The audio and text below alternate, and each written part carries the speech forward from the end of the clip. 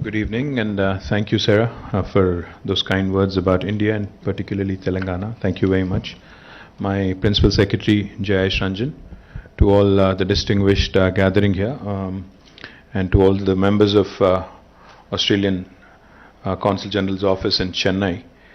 Thank you very much for this event today. Thank you, to also refer some of our best. Thank you for also referring to some of our best academic institutions, including IIT Hyderabad. Professor Murthy, thank you. Always a pleasure seeing you. Sarah, before I talk about trade, commerce, I think we should talk about cricket as well. We've been doing rather well. I think it was. So I would say, Australia, India, I think we share a lot of things in common, one among which, of course, is cricket. It's a passion, it's a religion in India. And I don't think Indians have ever played better cricket than when we do against Australia. I think one of our own homegrown boys, VVS Lakshman, he's I think his best innings and some of his best knocks have been in Sydney, have been in Melbourne, have been on the land of in Down Under, and we just take a lot of pride in the way Indians have evolved, especially in cricket over the last few years, and I hope that our dominance over Australian cricket continues, no matter what happens in trade and commerce, no matter what happens in economics. I think it's important for Indians, to feel good about cricket. So thank you. And Sarah, I also wanted to tell you, we are the best city in South India. So since you're in Hyderabad, you mentioned Bangalore and Chennai, which are of course also close to my heart. But I think, not me, but Mercer keeps telling every year, from 2015 onwards till now, for the last 5 years in a row, that Hyderabad is a city among all Indian cities, not just South India, as the city with the best quality of living.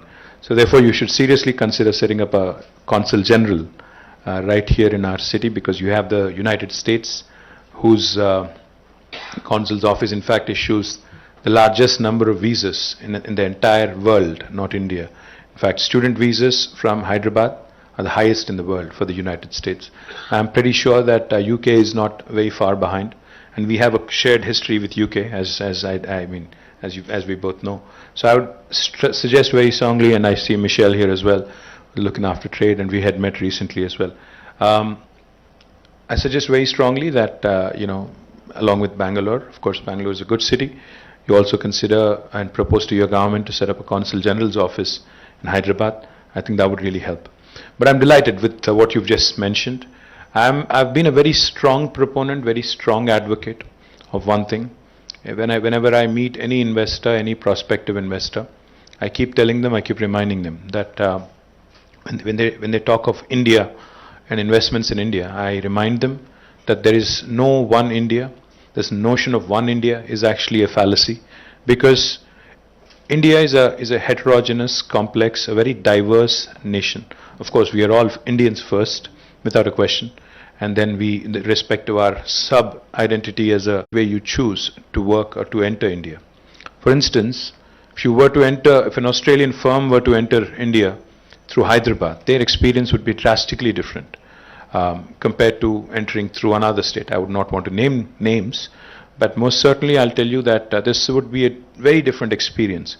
So the notion of doing business in India will vary from the choice of your destination. So therefore, I've been a very strong proponent that while it's important to have free trade agreements, while it's also important to have regulations and frameworks with respect to foreign direct investment, what is far more important from an individual investor perspective is the real action when it comes to investing actually is in the hands of a state, because land, power, water, fiscal incentives, manpower, and the day-to-day daily operational issues, all of those lie actually within the domain of a state government. Because India is a federal republic, we are a union of states. So therefore, my humble appeal to the Australian government through you, and Australian investor community through you again, is that you need to engage bilaterally, directly with the states. While it's important to be engaged at New Delhi's level, but what's equally important is to actually engage directly, bilaterally with various states, because each state has its own strengths. For example, the last state of Telangana has chosen 14 areas as thrust areas for inviting investment. My sister state, Andhra Pradesh, which also falls under you, has a huge coastline, which I do not have, which the state of Telangana does not have. So therefore, our strengths are complementary. We need to figure out who to work with on which front. So that sort of a combination, that sort of a positioning is equally important to understand. More importantly, I'm happy to learn that Telangana has been identified by the Australian government as one of the featured states in this report that you've just shared with us, as an investor-friendly state with which Australian companies can actually do business. When we launched our industrial policy back in 2014, we had kept in mind the apprehensions of international investor community that typically are about investing in a country like India. India is one of the biggest concerns about investing in India. I'm saying this with Jayesh Ranjan right in front of me, is the proverbial bureaucratic red tape which kind of has bothered, and Jayesh is of course very different. Trust me, I've worked with him long enough. I think if every bureaucrat in India was like Jayesh, it would have been a very different India. I mean, that's a different story. But the proverbial red tape that everybody frets about when it comes to doing business in India is something that we had in mind, and that is something that we wanted to address with this policy.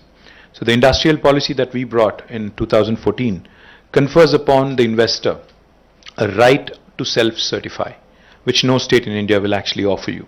An investor can actually self-certify themselves and as being in compliance with the law of the land, stating explicitly that they will abide and they will basically follow whatever law is that is laid out for an investor into the country and into the state. We are the first state in the country to have introduced this system, meaning that when a company lands, and an Australian company lands in Hyderabad or in Telangana, you can start the construction of your factory on day one without any clearance from the government. You can self-certify and you can start construction on day one.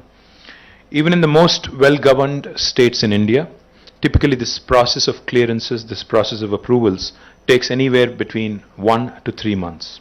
In Telangana, we've made it 0. There is no lag time. You can start on day one.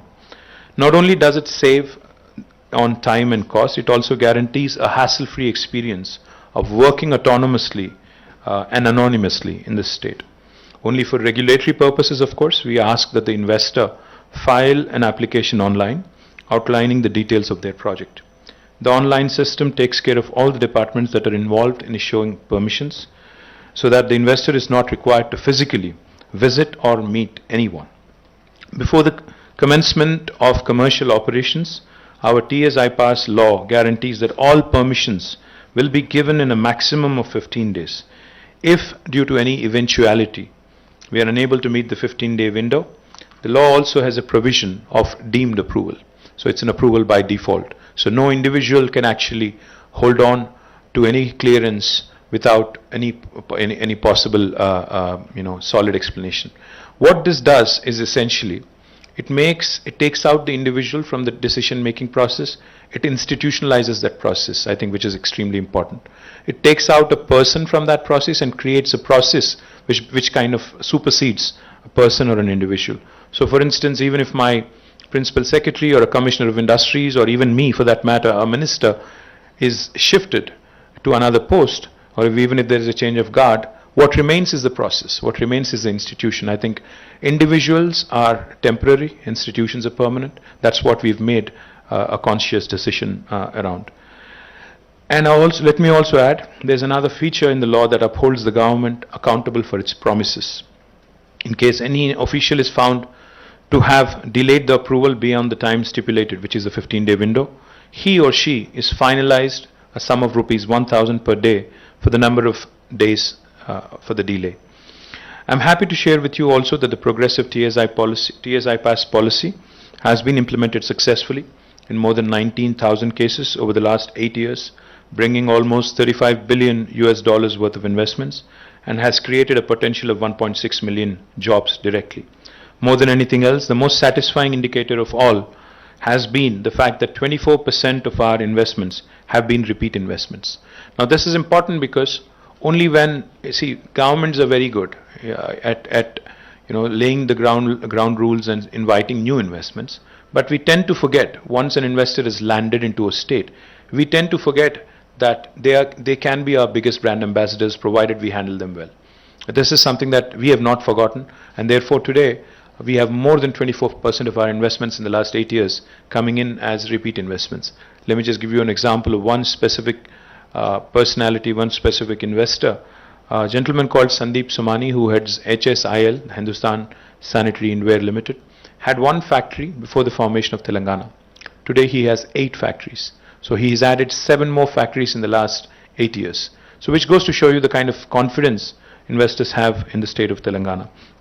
The more important thing, is we have identified, like I mentioned, 14 thrust areas which are priority for us in terms of seeking our investments.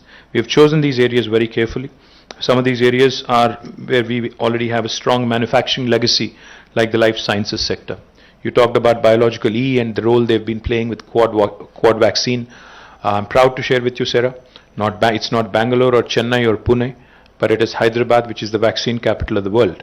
We manufacture 9 billion doses of vaccines every year, human vaccines.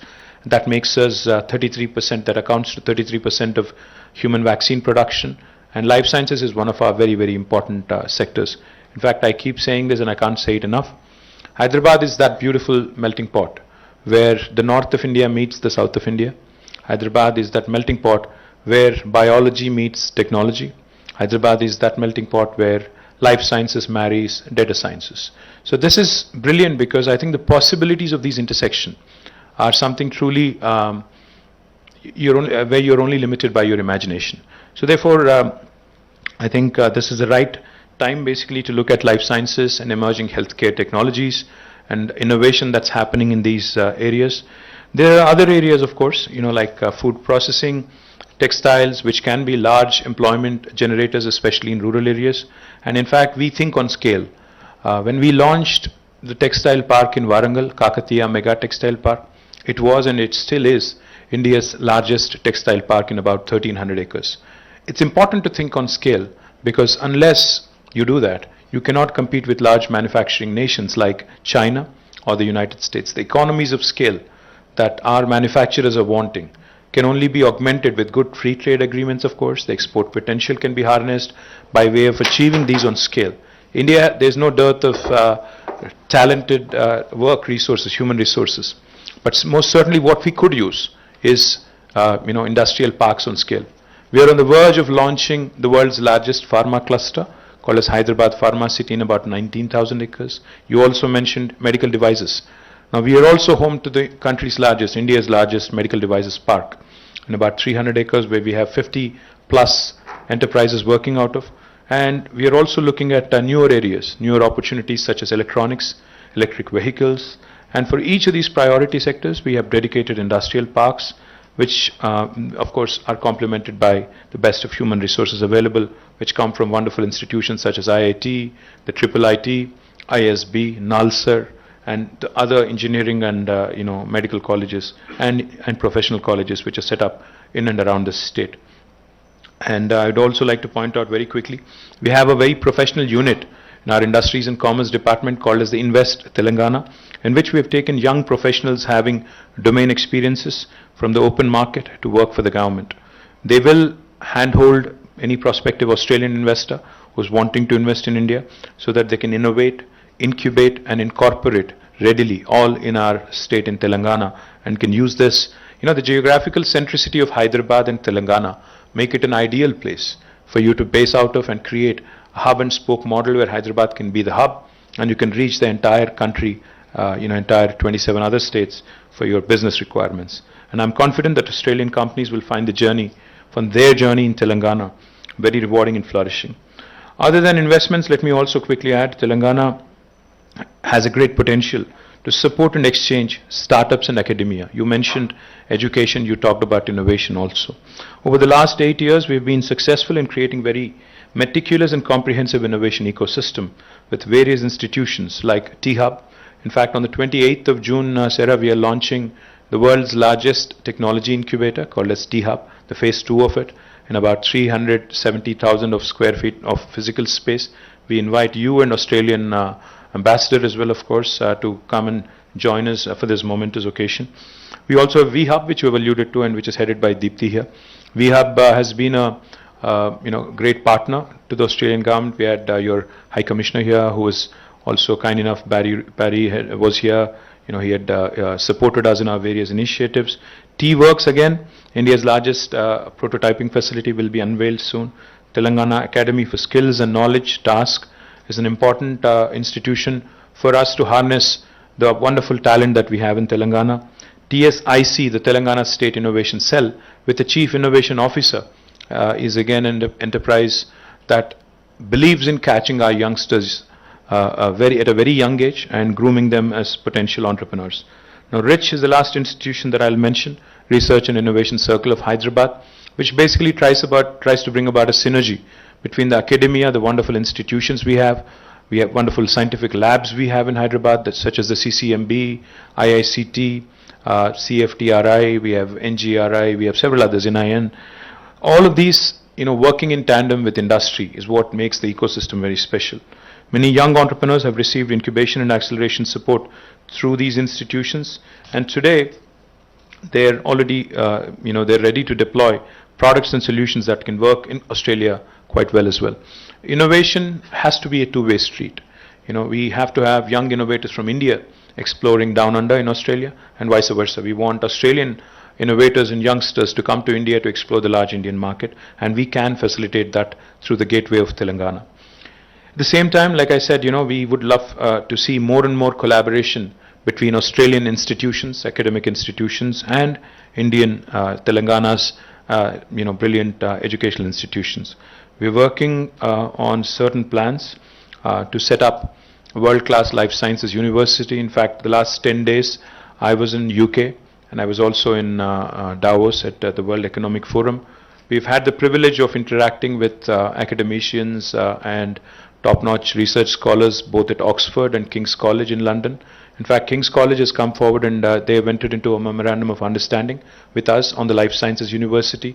We already work with Cranfield University of United Kingdom on the aviation ecosystem. So we are always looking for partners who can potentially come forward, partner with the local government here, and establish a truly world-class institution which can offer more and more opportunities to our youngsters. So we look forward again to identify suitable partners from Australia. We've had a preliminary discussion when we were here about 15 days ago with Michelle and a few of your other colleagues who are here from Australia. And I'm once again, of course, looking forward to more and more collaboration on the education front. We are delighted once again, and we thank you. I thank you on behalf of my government for having identified Telangana as a prospective and a state with good potential to do business in India.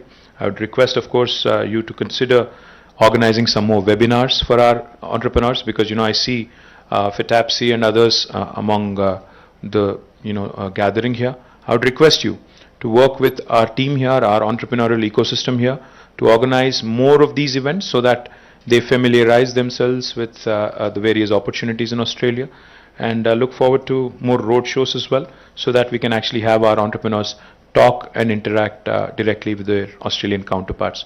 Thank you once again for visiting Hyderabad, but I would rather have you stationed here and open a consul's office. Thank you. Jai Telangana, Jai Hind.